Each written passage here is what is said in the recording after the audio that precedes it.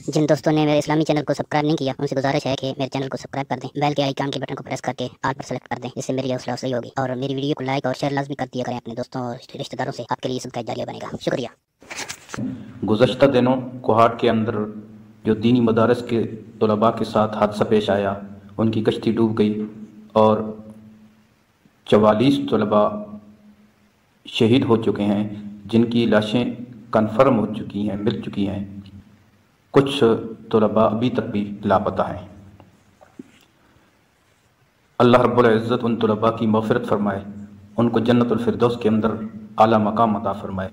उन वालिदैन को भी अल्लाह रब्बुल इज़्ज़त सब्र जमील अता फ़रमाए। बहरहाल इस वाक़े को नज़रअंदाज किया जा रहा है। क्या ये एक हादसा था या एक साजिश थी? उस साजिश के तहत इन तलबा को शहीद किया गया। क्या इसकी कड़ियाँ पेशावर वाले वाक़े के साथ तो नहीं मिलती कि पेशावर जो हादसा हुआ, जो एक बम धमाका हुआ जिसके अंदर बहुत सारे नमाजी शहीद हो चुके हैं, तो ये भी उसी तरह का ही एक हादसा है और एक साजिश के तहत इन बच्चों को शहीद किया गया। मेरी इदारों से ये अपील है, इस वाक़े की तहकीक की जाए और मुजरिमों को कैफ़र किरदार तक पहुँचाया जाए। नाज़रीन से गुजारिश है कि मेरी वीडियो को लाइक भी करें और अगर मेरी इस राय से आप मुत्तफ़िक़ हैं तो कमेंट करें।